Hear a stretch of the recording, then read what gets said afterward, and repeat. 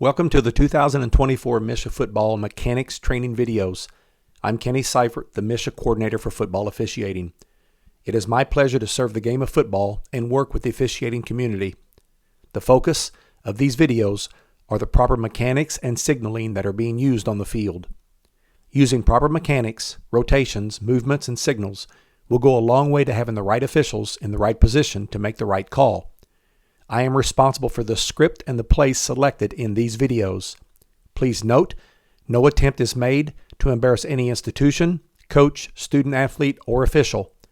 These clips are being used for the purpose of making officiating better. The goal of these videos is to develop a consistency in the proper mechanics to be utilized during competition.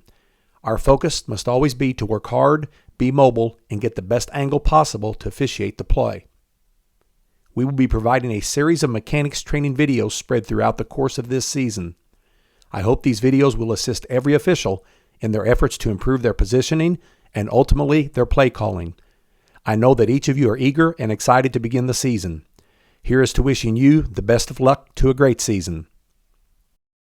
This mechanics video will focus on officiating our area of responsibility during free kick downs, officiating from the sideline while the ball is live, and covering forward progress during the free kick down.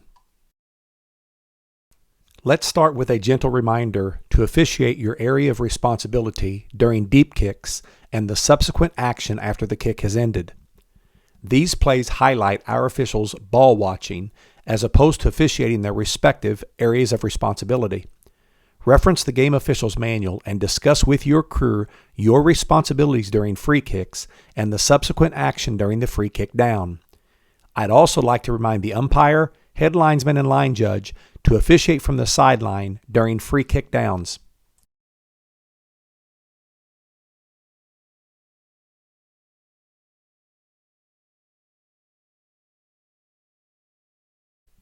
Umpire and wing officials will often focus on action downfield, behind them near the end of the kick, and will wind the clock when there is action coming toward them. Per the game officials manual, the umpire and head linesman should signal the game clock to start when the kick is legally touched only if the ball is even or upfield from their position. If the kick is downfield from their position, suggest letting the referee signal the game clock to start. Focusing on action downfield from their position may result in missing an illegal low block, holding, or a personal foul on action upfield from their position. Note that the line judge should only signal the game clock to start when the ball is legally touched in an onside kick situation. On this play, the umpire focuses on the end of the kick downfield from his initial starting position, signals the game clock to start, and then continues to focus on the runner, as opposed to the action coming towards him from upfield. We'd like to see the umpire focus on the action upfield and let the referee observe the end of the kick and signal the game clock to start. Note that there are times when an umpire may need to focus on the action downfield from his initial starting position, which will be discussed later in this video. Also, notice the head linesman mechanics on this play. As the head lineman takes a few steps downfield, he takes a quick peek at the kick, then turns his body upfield to put himself in a great position to officiate the action coming towards him. While we'd like to see the head linesman look upfield during the kick, his overall mechanics are nicely done.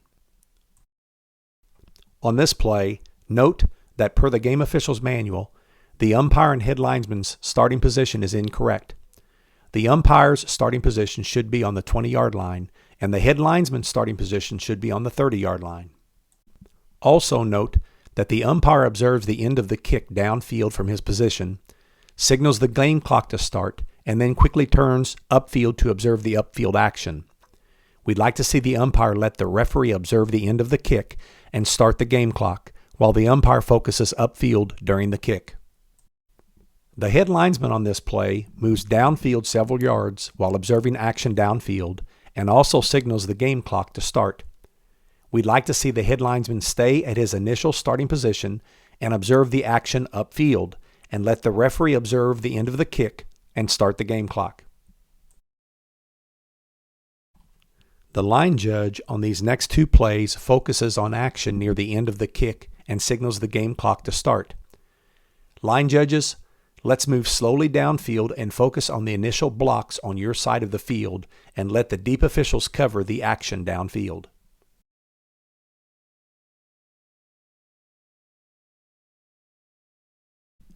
On this play, the umpire has a tough choice to make. Is the pylon going to be threatened? Will the kick go out of bounds before reaching the sideline? Is the receiver going to recover and advance the kick? Is the kick going into the end zone? Or should I watch the action coming towards me? The referee also has a tough choice to make. If the goal line is threatened, should I also focus on the kick? If not, should I focus on the action coming towards the umpire? We would like to see the umpire on these types of plays turn his back to the goal line and move downfield, watching the action coming towards him until the umpire makes the decision whether or not to focus on the kick. There is no hard or fast rule on how this should be handled in five-man mechanics. Discuss with your crew how you will handle these types of plays. This play is very similar to the previous play. The umpire again has a tough choice to make. Is the pylon going to be threatened?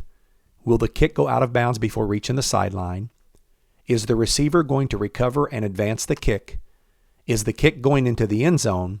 Or should I watch the action coming towards me? If the receiver recovers the kick and the down ends behind me, I will need to mark forward progress. The referee also must decide if the focus should be on the end of the kick or watch the action in front of the umpire.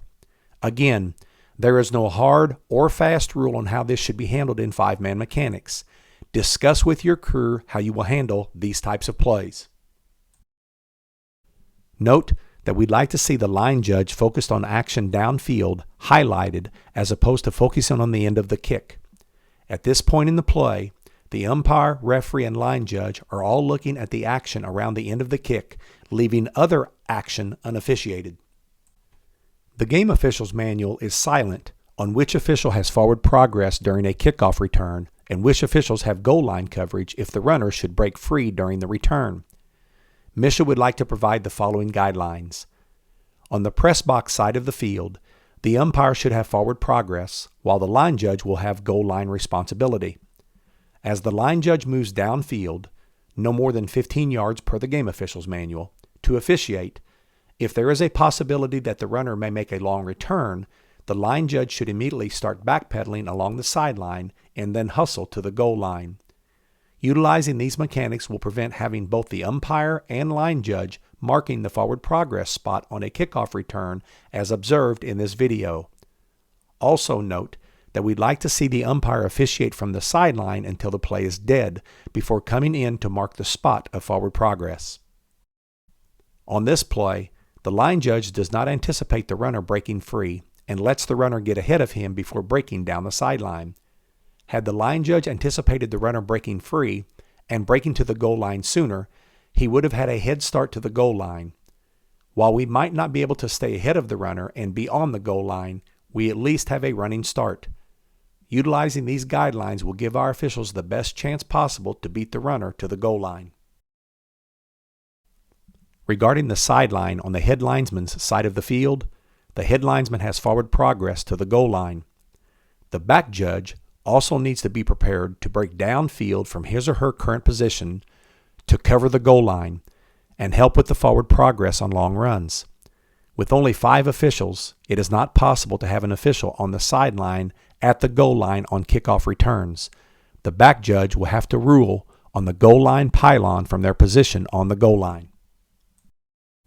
Hopefully, we have provided several free kick plays for you to discuss with your crew during your pregame discussions. With only 5 officials on the field, it is very difficult to be in position to cover all possible situations.